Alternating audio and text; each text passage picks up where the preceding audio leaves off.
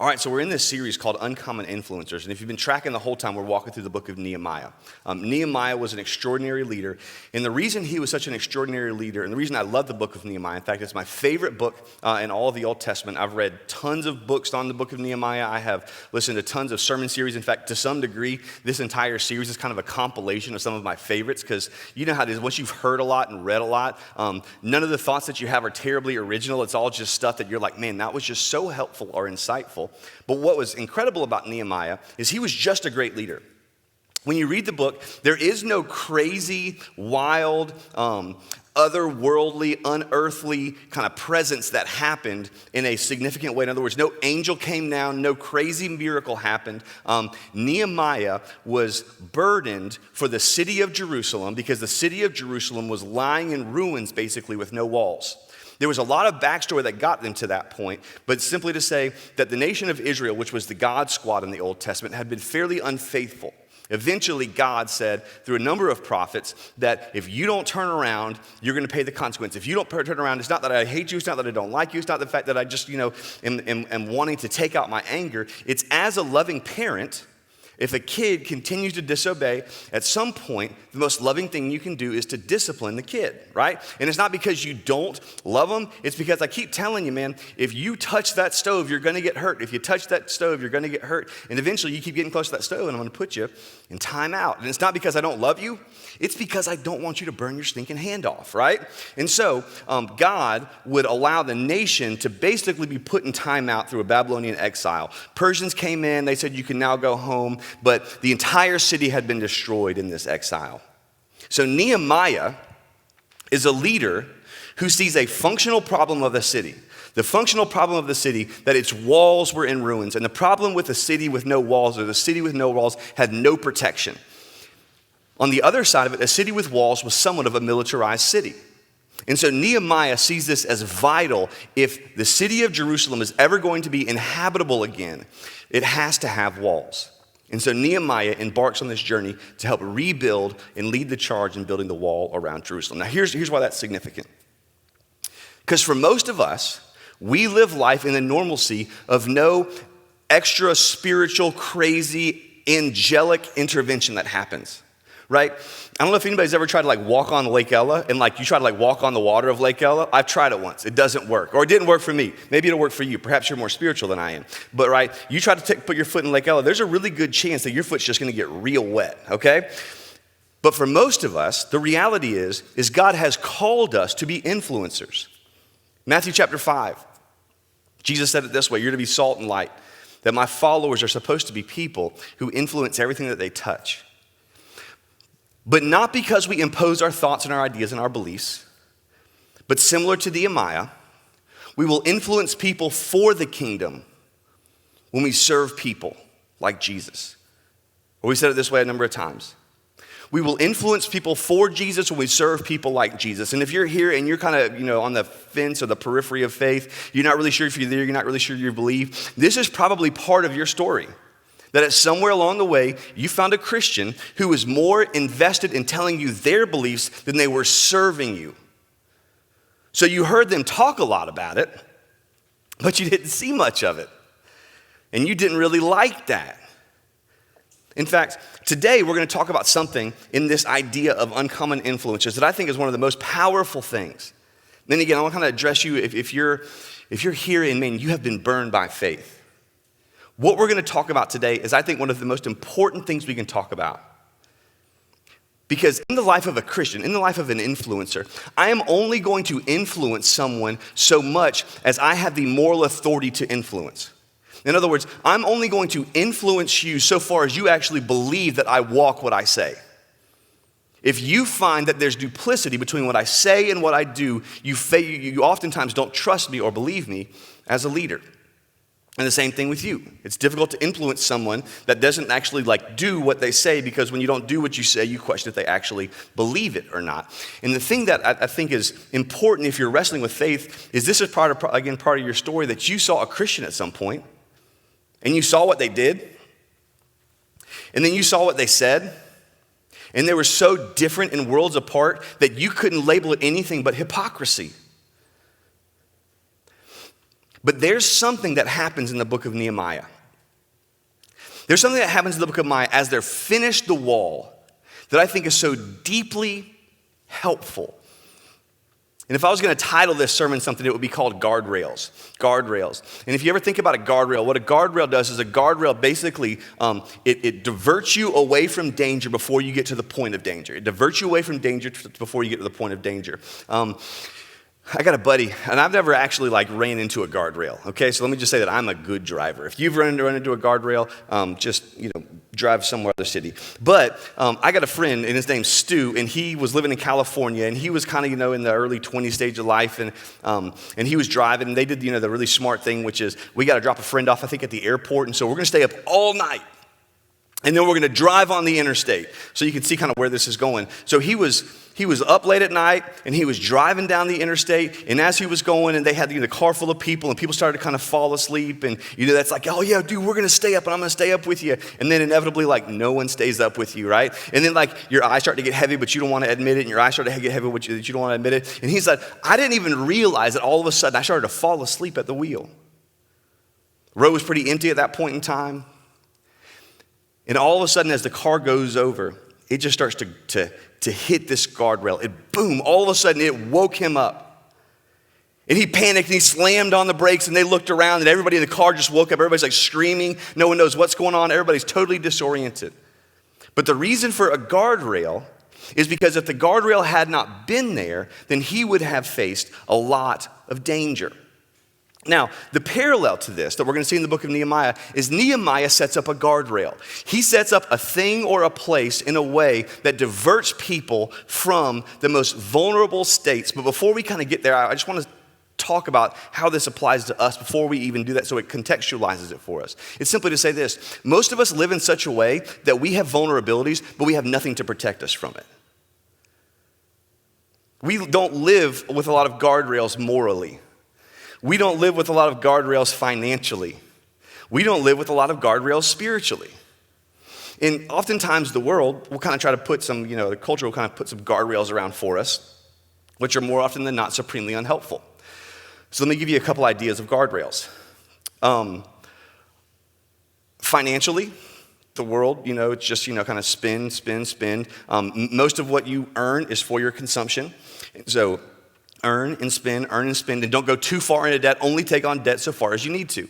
Only take on debt so far as you need to. But no one will talk about how much is a need to. Another guardrail, sexually, is wait until you're ready. I'm not going to ask you to raise your hand if you have heard that advice, because we all have, right? Wait until you're ready. Wait until you're ready. Wait until you're ready.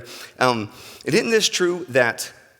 Well, I don't know if this is true or not. I have to believe that that was a lady who came up with that advice.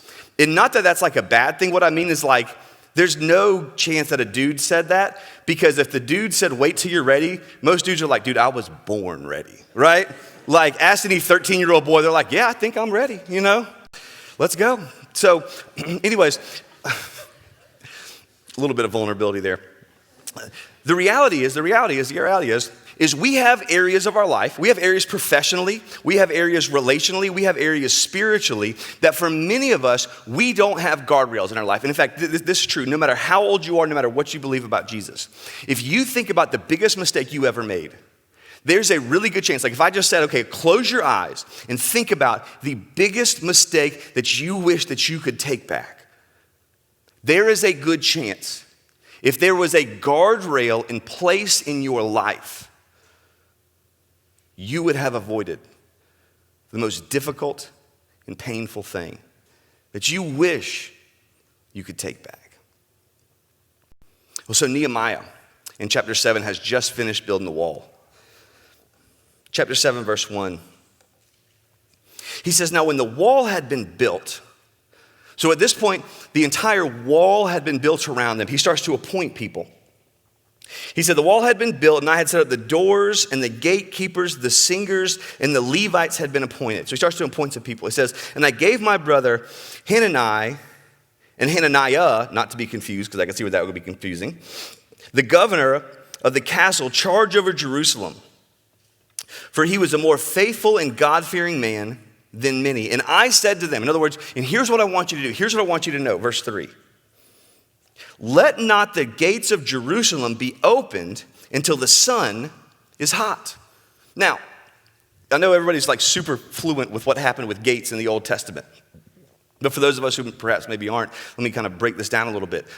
Gates were opened as soon as the sun came up. Basically, gates were opened as soon as the sun came up. And the thing with walls, again, the thing with gates is the gates and the walls protected you from outsiders, from intruders, from warring nations and cities and people. And here's what Nehemiah knew, because this is what happened in verse 4, is he said, the city was large, but the people were few. The city was large, but the people were few. You see, all the people who had built the wall had now gone home. They had gone home to their other places, their other spaces, the surrounding counties. But in the city of Jerusalem, it was kind of like a ghost town. And so Nehemiah sees this and recognizes this and says, we have done a great work in building the wall, but this city is now incredibly vulnerable. In the most vulnerable times for the city was the first thing in the morning and late in the evening when the gates were normally still open. And so Nehemiah sees this and says, okay, here's a place of vulnerability. Let me actively place something between that vulnerability and the actual catastrophic thing that could happen. Let me place a guardrail between this actual action, our place of greatest threat, and what could happen. This is what he says. He said, I said to them, let not the gates of Jerusalem be open until the sun is hot. And while they're still standing guard, let them shut the bars. Appoint from among them the inhabitants of Jerusalem, some at their guard posts and some in the front of their homes. Now here's what's interesting I find about this, is what Nehemiah does is Nehemiah sees the place of vulnerability and calls that out. He says, okay, so this is going to be for us, our biggest place of vulnerability. This is going to be for our city, my biggest place of vulnerability. And so here's what I'm going to do. I'm going to create guardrails and I'm going to create people that make sure those guardrails are enforced. I'm going to create guardrails and people that make sure those guardrails are enforced. In other words, I'm not just going to be okay with saying I need a guardrail, okay, open this, but I want people who actually are living in Jerusalem, people who have a stake in the game, to be the ones who are making sure this happens. And Hananiah, whatever, I want you to actually be there when these gates are opening and closing, because this is our place of greatest vulnerability. So let me pause and ask this question. For you, what's your greatest place of spiritual vulnerability? What's the place in your life that you know you are vulnerable? Now, let me kind of say this to qualify that. We all have one. Like, this is not like for the holy people on the left side of the room, like the people who are super saved, man, you don't have to worry about this because you're good to go. Because isn't this true? What's interesting about this is they just rebuilt the wall in 52 days. It says towards the end of chapter 6 that the people of the surrounding nations saw what had happened and they were in fear, they were in awe because they knew this was a movement of God. And on the precipice of this great victory, Nehemiah sets up guardrails. Because isn't this true? Christians, especially been following Jesus for a while, isn't this true? Your greatest fall oftentimes happens on the heels of your greatest victory. Your greatest fall oftentimes happens on the heels of your greatest victory. Look at Peter, right? Peter's floating in a boat one day. Jesus is, MIA. They don't know where he is. There's this storm that's happening. They see this person on the water. They think it's a ghost. And they say, no, actually, that's not a ghost. That's Jesus. Peter says, if that's you, Lord, tell me to come and walk to you. Peter gets out of the boat. He starts walking on water, right? Like he kills my Lake Ella theory, right? Like he's actually walking on water. And all of a sudden he sees the things around him. He begins to question what's happening. He begins to notice all the distractions and he falls. Some of us, that's the story of our life. God used you in an incredible way. You did this thing, you were effective to a way, you overcame this sin, there was this victory in your life, and on the heels of that victory, perhaps came your most painful moment. You see, this isn't just for the sinners, because we're all sinners. This is for everybody, because every single person in here has a place of vulnerability. And what I find so riveting, and I'm going to pull a ton of stuff out of this one simple idea in verse 3, is that Nehemiah had the courage to identify and clarify, this is my place of vulnerability. Oftentimes in the Christian circles, what we do is our place of greatest vulnerability is the place that we try to hide the most. Because I don't want people to know I'm vulnerable. I don't want people to know that I have the potential to fall. I don't want people to know that I struggle with this or I struggle with that, because I have this internal dialogue that says I shouldn't be struggling with that anymore. I shouldn't be in debt like I am. I shouldn't, be looking at that on the computer. I know that at the end of the day, a person like me should be praying more. A person like me should be reading more. I know at the end of the day, a person like me shouldn't have the debt that I have. I know a person like me who follows Jesus shouldn't be doing X, Y, or Z, or should be doing A, B, C. And so what we try to do is, instead of doing what Nehemiah does, which is to say, hey, this is a place of vulnerability that I need to identify, we say this is a place of vulnerability I need to live in secrecy. Your greatest place of vulnerability is oftentimes the greatest place of isolation in your life, as it is in mine. This is easy, because who would want to air their business? So Nehemiah has the courage to say, this is my area, this is our area, so let me be wise in the guardrail I set up. That I can't simply say, okay, we're going to have some guards. We need to make sure if we are most vulnerable and most susceptible at the beginning, at the end of the day, we're going to wait till that sun is pretty high up. Like nothing's going to happen in secret here. We're not opening this thing till about noon o'clock. Like we're going to wait for a while for that sun to come up before we open the gates. And we're going to close them preemptively. And by the way, in the middle of that guardrail, what I'm also going to do is I'm going to place people there who are going to hold this accountable because they have skin in the game. You see, you can identify the place of vulnerability and put a guardrail in your life, but here's the question. Does anyone know if you don't keep that guardrail? This is where most of us fall. We'll have the courage to identify it. We'll have the courage to know about it. But on the other side of that, is there anybody that's shining a light in that area saying, I want to make sure this happens in your life? And not because they're trying to be a weirdo, not because they're trying to be overly invasive, but the reality is if we don't set up people in our lives of places of accountability that are there when we are healthy, we will not ask for it when we're not. Or it will take an incredible amount of courage for us to do it. So let me ask you this. For you, what's the guardrail? What's the area of vulnerability? And what does a guardrail in that area look like for you? And who is a person who has a vested interest in you that you can ask to observe and stand guard of that guardrail? Let me just pause and say this. If we actually did this as Christians, if we actually did this as a church, our level of holiness and sanctification would go through the roof.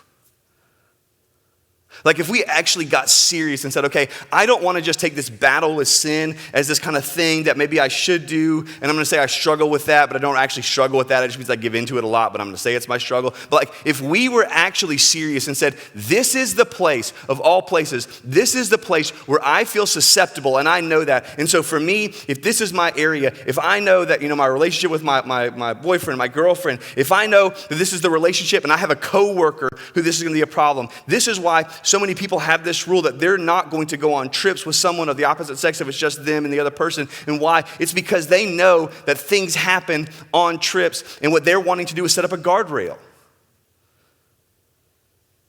So what's your guardrail? What's your area of vulnerability? And you don't have to have it yet, but you deserve it to yourself to think about this. Because here's the problem. The place of greatest vulnerability also has the place and the ability to potentially torpedo your entire life. Or at least your career, or at least your marriage, or at least your family. So what's your area of vulnerability? And what does a guardrail look like for you? You see, this is something that we realized, and this is something that I realized. In fact, William Colley and I, worship leader, executive pastor, people don't know this, but he actually runs our entire church. I just talk on Sunday. That's about my job. But he runs our staff, and he just does a phenomenal job. Probably, I don't know, it was 8 or 10 years ago. Here's what we do. The higher up we get in the org chart, the more people will expect we don't have vulnerability.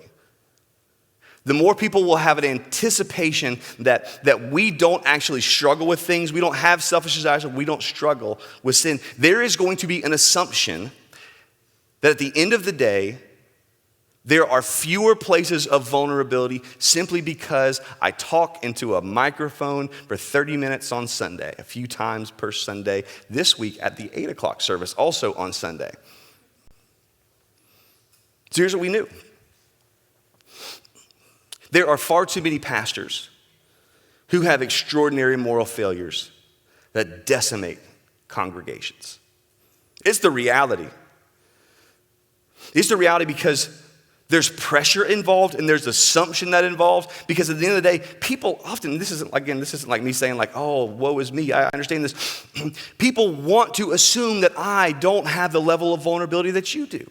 But I know the best of men are men at best, and the best of men who are men at best are sinful people.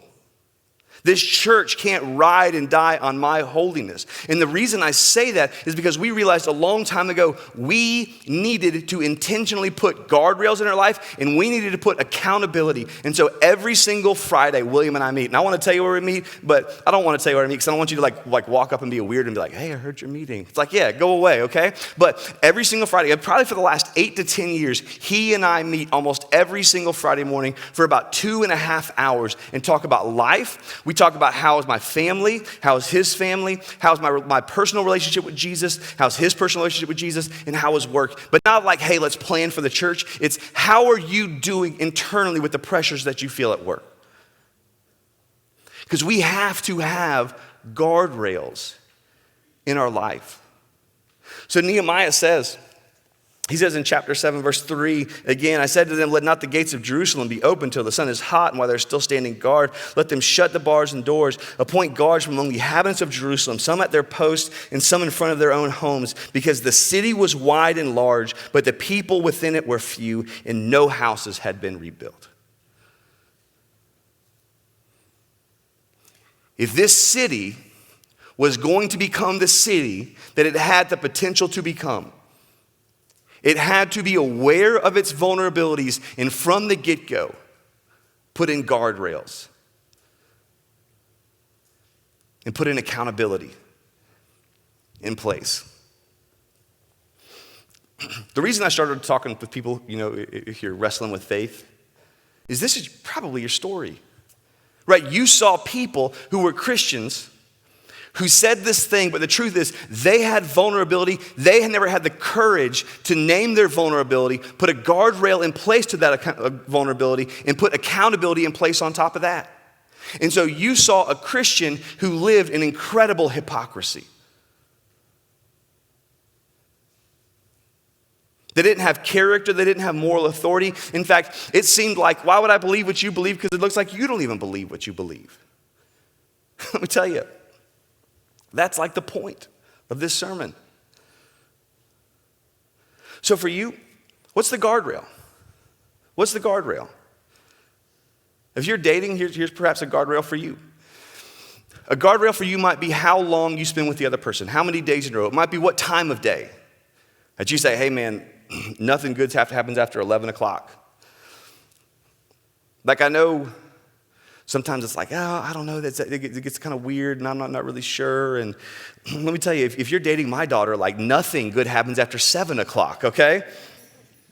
And literally nothing happens good when you guys are watching TV together, movies together, and Netflix together. I know y'all like to chill, but I'm y'all need to chill with the chilling because that perhaps needs to be a guardrail. And then you need to have somebody who's going to ask that intentionally. For you financially, man, I heard this idea of this guardrail that I thought, that is beautiful, and I never want to do that. Like, that's the scary thing about guardrails, by the way, is like you can think about them, and I'm like, ooh, that sounds a little testy. That this group of guys, and it was I don't know, 10 or so dudes who were at this church, and they all realized they have the tendency to make bad financial decisions because the more that you have, the easier it is to make bad financial decisions because you oftentimes have more margin. And so they all decided if any of us are ever going to spend over $500, we're going to discuss it with the group, and everybody has to approve of it first. I'm like, yeah, but I need a new TV, you know? Like, that sounds interesting, but I'm like, I don't know. Like I want accountability, but I want like Diet Coke of accountability, right? Like, I want accountability light in some of those areas. So what's it for you? What's the work guardrail that you need to put up? What's the relational guardrail that you need to put up? What's the guardrail on your computer that you need to put up? Because let me just say this. The reason this matters so much, and the older you are in this room, the more you know this is true. In hindsight, you wish you would have had guardrails in your life. You wish you would have had the boldness of Nehemiah to say, hey, we know our gates are vulnerable at this point, and I need to put something or someone in place to make sure that when I begin to bump up against it, I'm not to the point of danger, but I'm intentionally setting it back from that danger. That someone's asking me, because the truth is if, at 7 o'clock at night, you say that's our cutoff time, like something bad might not happen at 7:15, but the later it is that you get, probably the more susceptible you are going to be to making a bad decision. And what you need to know in your life is that if you set that guardrail right on the edge, then you're just going to be looking over and bumping up against it because we all bump up against them at some point in time. So what's the guardrail? What's the area of susceptibility and vulnerability? And I want to finish this entire sermon with this. I think that all that is true, and especially for the person who is in here who loves Jesus and you want to live for him and you're struggling with this place in this area of holiness, have the courage to not live in isolation and secrecy, but in transparent vulnerability with accountability. But maybe for you, the reason that you're here is because you maybe had a guardrail or you didn't, and you flew straight through that sucker. I mean, the reality of your life is that you're here and it was difficult for you to even come to church because deep down you're sitting there thinking, man, if people only knew what was true of me, there's no way they would want me here. Let me tell you, I am so glad that you're here. And the reason is because the entire message of Christianity had nothing to do with you being good. In fact, the entire message of Christianity was simple, as Jesus would articulate it and as the writers of the New Testament would come to unpack it, that we can't good our way into God's good graces. We all have had the curb in our life, guardrails, they usually go around curves. We've all had that curb, and then we've driven that sucker straight off the cliff.